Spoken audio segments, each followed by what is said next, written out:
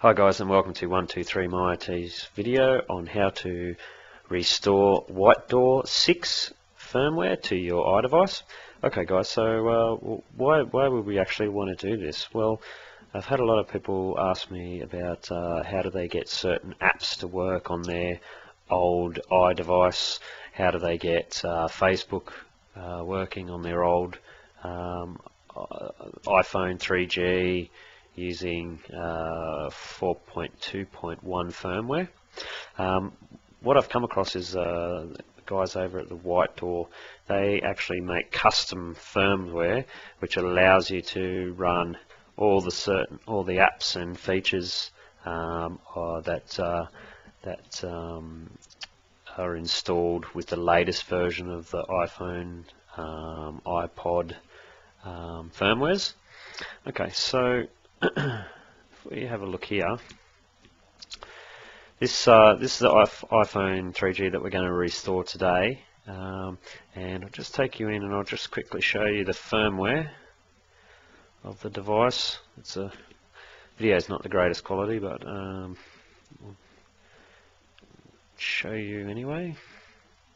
Okay, so the firmware version for this one, it's a bit hard to see, but I'll read it out to you. It's 4.2.1 and then in brackets 8C148. Okay, so the features that you get when you restore custom firmware is you get a speed boost, so it's quicker to actually navigate through the menus. You also have like a Siri-like function where you can use voice activation. You have features like going into your camera. If we have a look in the camera here, we don't actually have a video function in the camera. Okay, so you can't actually do a video, so that's some of the features that we'll get when we do upgrade. Okay, so how do we restore the Whited00r 6 firmware? Okay, well first of all you need to go to my website and download a version of the firmware for your iDevice. So if we go into a web browser, type in 123myit.com. Alright. Go into the menu, the main menu there where it says downloads. Alright, scroll down and at the very top part you'll see Whited00r firmware. Okay, and then if you scroll down, it tells you something. So it says Whited00r is a custom firmware designed to allow you to install apps which are no longer supported by the Apple firmware. Features include voice control, faster performance, greater app support, and video recording. There are two types of firmware, normal and unlocked.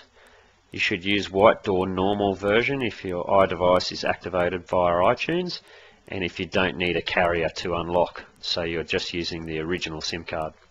All other users should use Whited00r unlocked firmware. If you're not sure, use the unlocked firmware. Okay, so we're going to go down to our model. So this is a iPhone 3G model, and my iPhone is activated via iTunes, so I use the I would click on the normal firmware option here. Okay, it will actually take you to the SourceForce website, and you actually download your firmware. Okay, now I've already got a copy of it here on the desktop, so I'm just going to extract all files and extract it. Okay, alright, so in here now we've got just get that there so you can see it. Okay, in here now we've now got the iPhone 3G underscore normal Whited00r 6 IPS file, and we're going to restore that to the iPhone 3G. So if you open up your iTunes, plug in your iPhone, make sure it's plugged in down the bottom there, you can see, and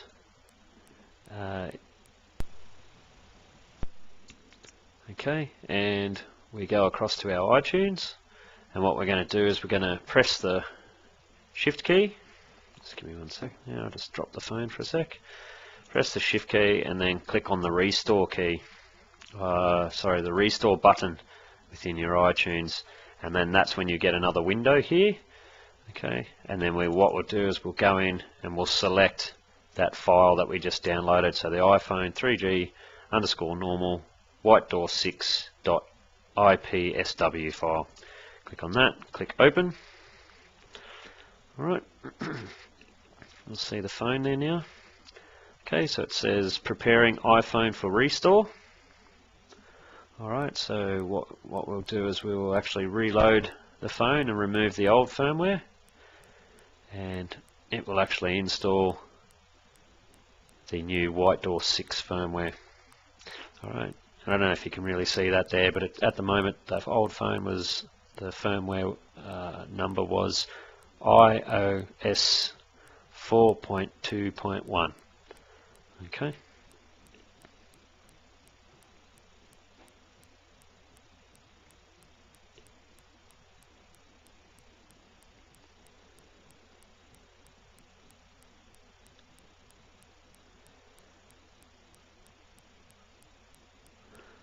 Alright, so what I might do, guys, just so you're not waiting around for this to go through the boring part, I'll stop the video for now, and then I'll start the video once this restore's gone through, because it might take about 3 to 4 minutes. Okay, be right back.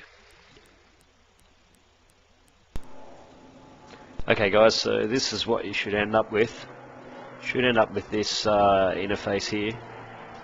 And if you scroll right across, you'll have the YouTube icon.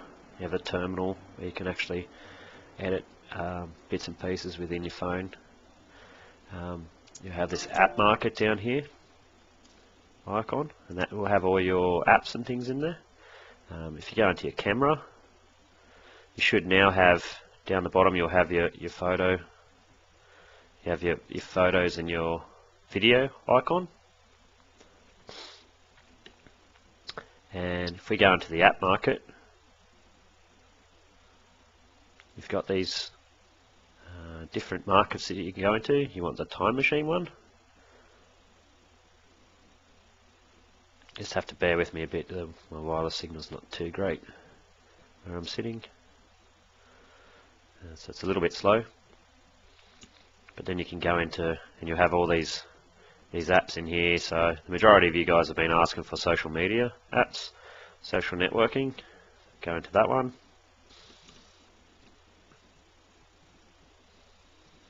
Alright, and then you've got all your apps in here that will work. I think the ones that people have been asking for are Facebook, it's that one there, and I think it was Viber was the other one. I can find it now. That Viber, that one there.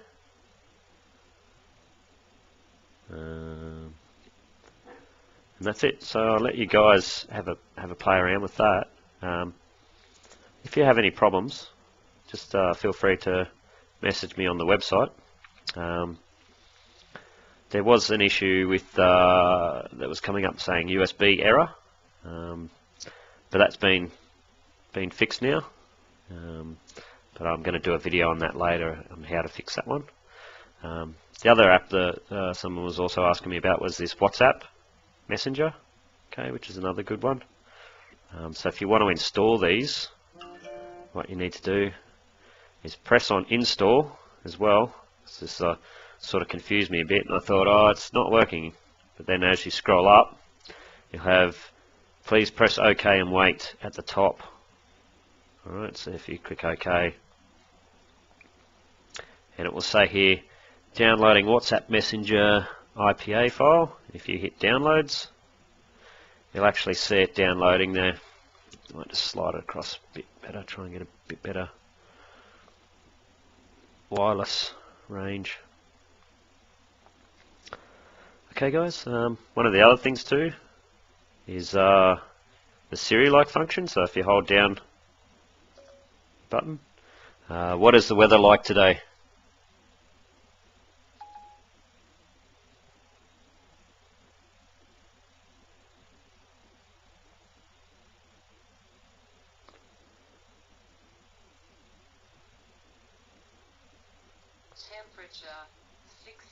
There we go.